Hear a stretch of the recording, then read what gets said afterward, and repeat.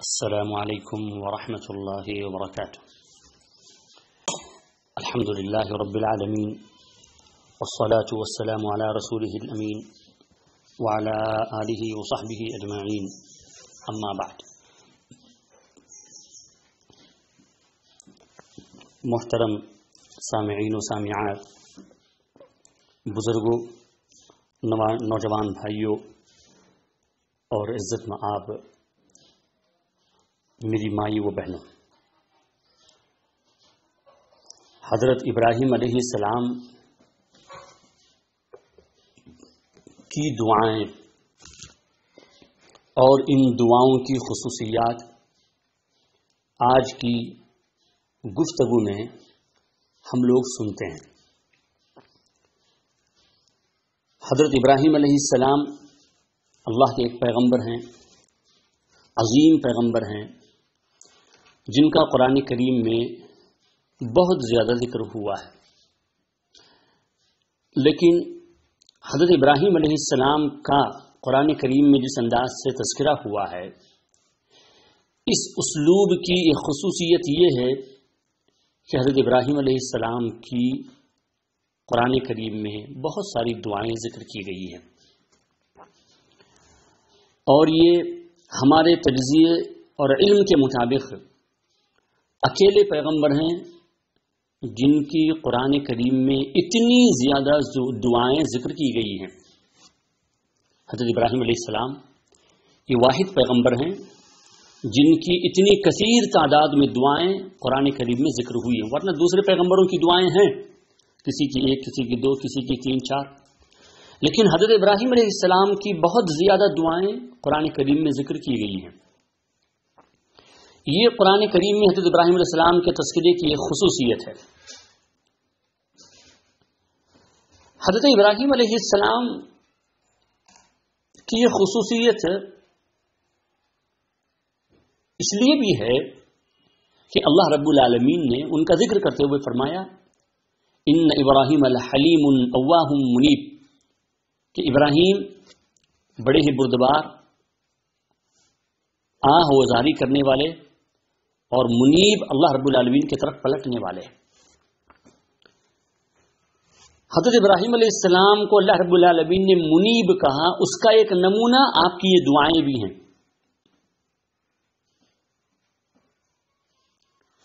حضرت ابراہیم علیہ السلام کی دعاؤں کی خصوصیت یہ ہے کہ آپ کی یہ دعائیں جو قرآن کریم میں ذکر ہوئی ہیں، حضرت ابراہیم علیہ السلام کی دعاؤں کی خصوصیت ہے کہ آپ کی دعائیں اپنے لیے ہیں، اپنے ماں باپ کے لیے ہیں، اپنی آل و اولاد نسل کے لیے ہیں، اور پھر آپ کی یہ دعائیں تمام مومن مرد اور مومن عورتوں کے لیے بھی ہیں. حضرت ابراہیم علیہ السلام کی دعاؤں کی یہ خصوصیت یہ بھی ہے کہ کچھ دعائیں دین اور آخرت سے متعلق ہیں، اور کچھ ایک دعائیں دنیا کے امن، سکون، رزق کی فراوانی،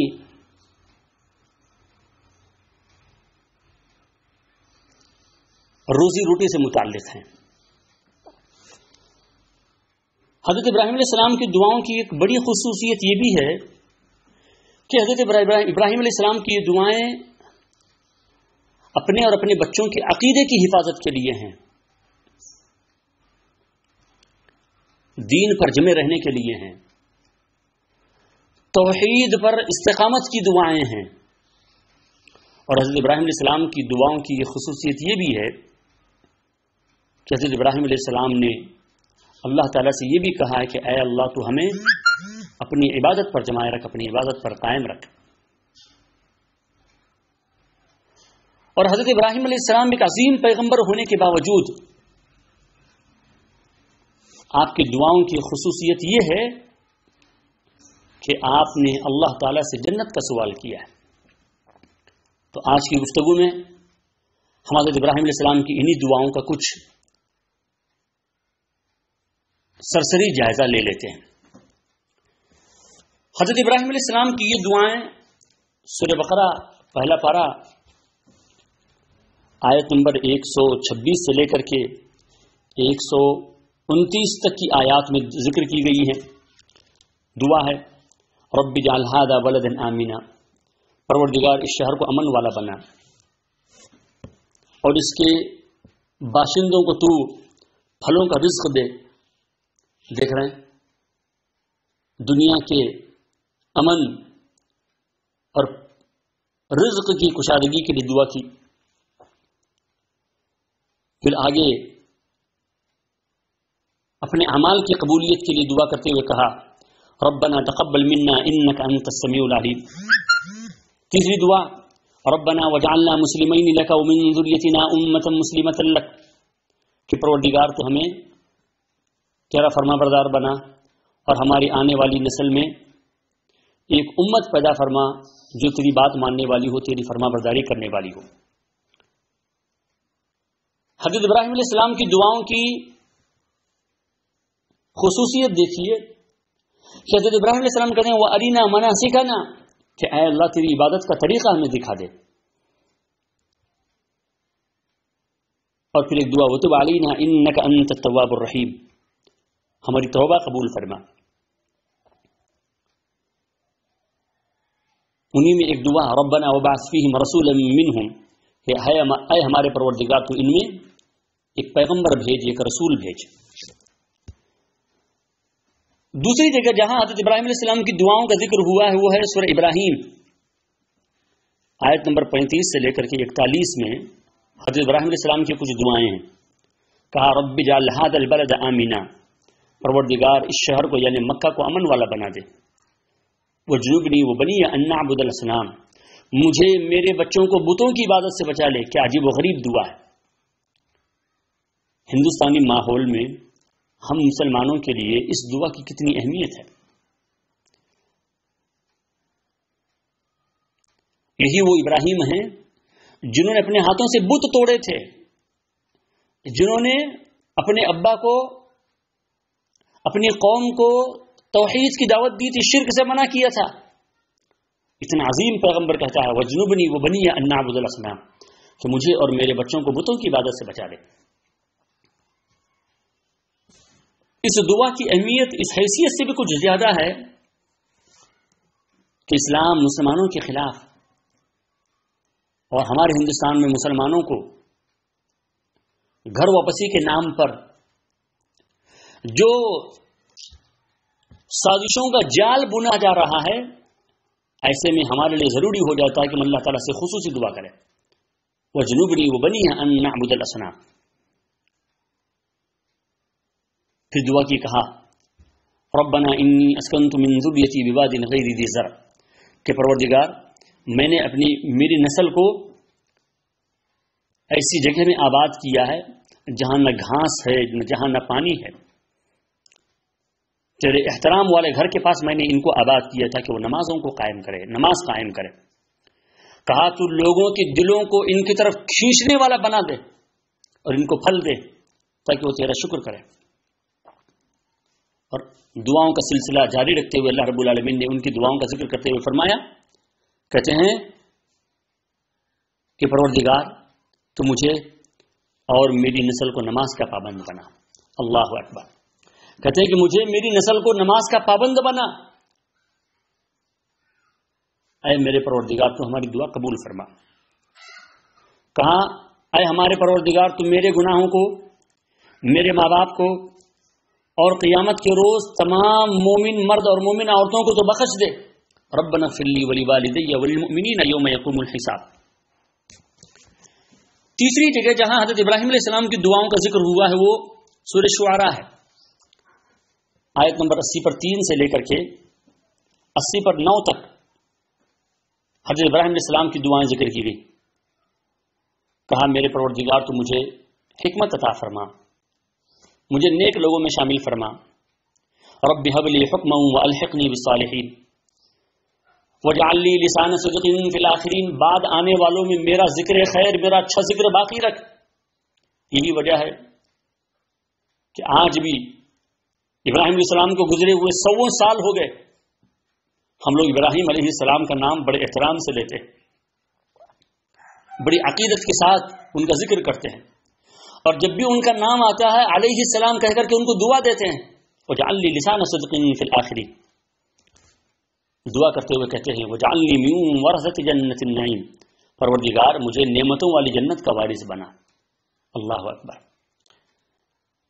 اندازہ لگائیں جنت حاصل کرنے کے لیے کیسا جذبہ تھا ان کے پاس، اور جنت میں داخل ہونے کا کیسا شوق۔ یہ زعم نہیں ہے کہ میں نبی ہوں، اولو العزم پیغمبروں میں سے ہوں، اور میں نے اللہ کی خاطر اتنی قربانیاں دی ہیں لہذا میں جنت میں جاؤں گا ہی نہیں۔ کہا وجعلنی من ورثۃ جنۃ النعیم، پروردگار مجھے نعمتوں والی جنت کا وارث بنا دے۔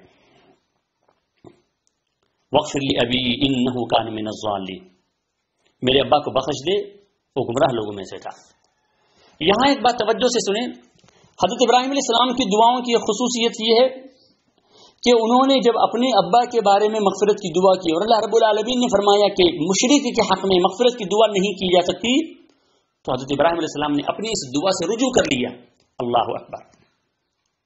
اور ایسا کیوں نہ ہو، وہ منیب ہیں، اور ایسا کیوں نہ ہو وہ اللہ تبارک و تعالیٰ سے محبت کرنے والے ہیں، اور ایسا کیوں نہ ہو جب اللہ رب العالمین نے ان سے کہا اسلم، فرما بردار بن جاؤ، قال اسلمت لرب العالمین، کہا کہ میں تمام جہانوں کے رب کے لیے اپنے آپ کو جھکا دیتا، فوراً معذرت کر لی اور برات کا اظہار کر دیا، کہا کہ میرے ابا سے کوئی تعلق نہیں ہے۔ فلما تبین له انه عدو للہ تبرأ منه، جیسے اللہ رب العالمین نے سورۃ توبہ 11ویں پارے میں سے ذکر کیا ہے کہ جب ان کو معلوم ہوا کہ جب ان کو معلوم ہوا کہ آزر اللہ کا دشمن ہے، تبرأ منه، کہا میرا ان سے کوئی تعلق نہیں۔ تو یہ وہ دعا ہے جس سے حضرت ابراہیم علیہ السلام نے رجوع کر لیا تھا۔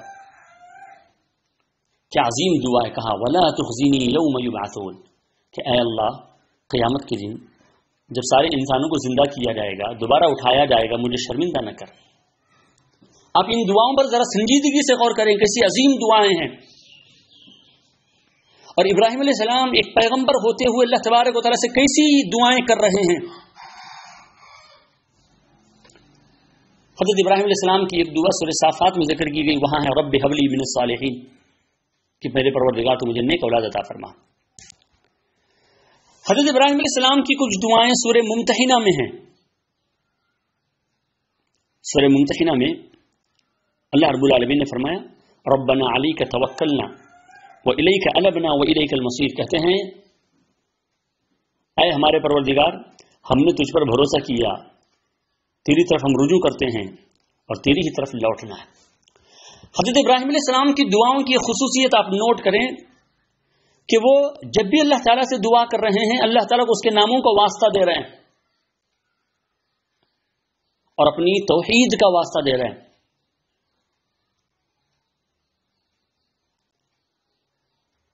اور جیسا کہ اللہ رب العالمین نے فرمایا وَلِلَّهِ الْأَسْمَاءُ الْحُسْنَى فَادْعُوهُ بِهَا، کہ اللہ کے لیے بہت اچھے نام ہیں، تم اللہ تعالیٰ کو ان ناموں کے ذریعے پکارو۔ تو حضرت ابراہیم علیہ السلام کی یہ دعائیں وَلِلَّهِ الْأَسْمَاءُ الْحُسْنَى فَادْعُوهُ بِهَا کا ایک بہترین نمونہ ہے۔ حضرت ابراہیم علیہ السلام نے ایک دعا یہ بھی کی جو سورہ ممتحنہ میں ہے، ربنا لا تجعلنا فتنة للذین کفروا، کہ اے ہمارے پروردگار تو ہمیں کافروں کے لیے آزمائش نہ بنا، یعنی دنیا کی عافیت کا اللہ تبارک و تعالیٰ سے سوال کیا۔ اور ایسا کیوں نہ ہو، اس لیے کہ اللہ کے رسول صلی اللہ علیہ وسلم نے بھی فرمایا کہ بندہ ایمان کے بعد سب سے عظیم نعمت جو دیا جاتا ہے وہ عافیت کی نعمت ہے۔ آپ صلی اللہ علیہ وسلم فرمایا صلی اللہ العافیہ، کہ تم اللہ تعالیٰ سے عافیت کا سوال کرو، اس لیے کہ کفار کی آزمائش میں استقامت اختیار کرنا، کفار کی آزمائش میں ڈٹے رہنا، یہ ہمارے بس میں نہیں ہے، انسان بھٹک سکتا ہے۔ اور اسی لیے رسول کریم صلی اللہ علیہ وسلم صبح شام بھی عافیت کا سوال کرتے تھے، اللہم انی اسألک العفو والعافیۃ فی الدنیا والآخرہ۔ تو یہاں حضرت ابراہیم علیہ السلام نے اللہ تعالیٰ سے یہی دعا کی، کہا اے ہمارے پروردگار تو ہمیں کفار کے لیے آزمائش و امتحان نہ بنا۔ حضرت ابراہیم علیہ السلام کی یہ دعائیں جو قرآن کریم میں ذکر کی گئی ہیں، جیسا کہ آپ نے ان کی کچھ خصوصیات سنی، ان میں کچھ ایک باتیں ہیں جو مجھے آپ سب کو بتانی ہے، وہ یہ ہے بطور نمونہ، بطور فائدہ، کہ جب ابراہیم جیسا عظیم پیغمبر اللہ تبارک و تعالیٰ سے دعائیں کر رہا ہے، تو کیا میں اور آپ تمام دعاؤں سے بے نیاز ہو سکتے ہیں؟ ہرگز ایسا نہیں ہو سکتا، اور ایسا کیوں نہ ہو؟ رسول کریم صلی اللہ علیہ وسلم نے فرمایا ما من شیء اکرم علی اللہ من الدعاء، کہ اللہ تبارک و تعالیٰ کے نزدیک دعا سے زیادہ کوئی چیز عزت والی نہیں ہے، کوئی چیز محترم نہیں ہے، اور دعا عبادت ہی ہے، اور جو بندہ اللہ تعالیٰ سے دعا نہیں کرتا اللہ تبارک و تعالیٰ اس سے ناراض ہوتا ہے۔ دوسری بات یہ ہے کہ ہم اللہ تبارک و تعالیٰ سے دعا کریں تو صرف دنیا نہ مانگیں، روزی روٹی نہ مانگیں، بلکہ دنیا کے ساتھ ساتھ آخرت کا بھی سوال کریں، آخرت کے امن، آخرت کے سکون کی بھی اللہ تعالیٰ سے دعائیں کریں۔ رزق کی فراوانی کے لیے، رزق کی کشادگی کے لیے، ملکوں کی امن اور ملکوں کی شانتی کے لیے اللہ تبارک و تعالیٰ کی دعائیں ہم کریں، اور ساتھ ہی ساتھ آخرت کی نعمتوں کا بھی اللہ تبارک و تعالیٰ سے سوال کریں۔ اسی طریقے سے تیسرے فائدے کی بات یہ ہے کہ ہم لوگ کوئی بھی نیکی کر کے اس خوش فہمی میں اور عجب میں، خود پسندی میں نہ رہیں کہ چلو میں نے اتنی بڑی نیکی کر لی، میں جنت میں داخل ہو جاؤں گا۔ یقیناً نیکی کرنا اچھی بات ہے، یہ اللہ کی توفیق سے ممکن ہوا، لیکن یہ سمجھنا کہ ان نیکیوں کے بعد میں جنت میں داخل ہو جاؤں گا، نہیں ہو سکتا، اس لیے کہ آپ صلی اللہ علیہ وسلم فرمایا لن يدخل احدكم عمله الجنة، کہ تم میں سے کسی کو اس کا عمل جنت میں داخل نہیں کرے گا۔ اسی لیے ابراہیم علیہ السلام اللہ کی خاطر اتنی قربانیاں دینے کے بعد بھی اللہ سے کہتے ہیں وَجْعَلْنِي مِن وَرَثَةِ جَنَّةِ النَّعِيمِ، مجھے نعمتوں والی جنت کا وارث بنا دے۔ حضرت ابراہیم علیہ السلام کی دعاؤں کی ایک بڑی خصوصیت یہ بھی ہے کہ حضرت ابراہیم علیہ السلام نے اپنے اعمال کی قبولیت کے لیے اور اپنی دعاؤں کی قبولیت کے لیے اللہ تعالیٰ سے دعا کی، کہا ربنا تقبل منا انک انت السمیع العلیم۔ سورہ ابراہیم اللہ نے ان کی دعا کا ذکر کرتے ہوئے فرمایا ربنا تقبل منا انک انت السمیع العلیم۔ غرض حضرت ابراہیم علیہ السلام کی یہ دعا میرے لیے اور آپ سب کے لیے بہترین نمونہ اور آئیڈیل ہیں۔ ہمیں چاہیے کہ حضرت ابراہیم علیہ السلام کی ان دعاؤں پر غور کریں اور حضرت ابراہیم علیہ السلام کی دعاؤں کو یاد کریں، اپنے لیے، اپنے اولاد کے لیے، اپنے آبا و اجداد کے لیے، تمام مومن مردوں اور مومن عورتوں کے لیے، اسی طریقے سے دنیا اور آخرت کے خیر اور آخرت کی بھلائی کے لیے اللہ تبارک و تعالیٰ سے دعائیں کریں۔ میں اللہ تبارک و تعالیٰ سے دعا کرتے ہوئے اپنی بات ختم کرتا ہوں کہ اے اللہ، تیرے عظیم پیغمبر، تیرے خلیل نے تجھ سے جن جن چیزوں کا مطالبہ کیا ہے ہمیں وہ ساری چیزیں عطا فرما۔ اے اللہ، ہمیں دنیا کا خیر عطا فرما، آخرت کا خیر عطا فرما، ہمیں دنیا میں اپنی عبادت پر جمائے رکھ، ہماری اولاد کو بھی اپنی عبادت پر جمائے رکھ۔ اے اللہ، ہمیں نعمتوں والی جنت کا وارث بنا دے، اور قیامت کے روز تو ہمیں رسوا نہ فرما۔ السلام علیکم ورحمۃ اللہ وبرکاتہ۔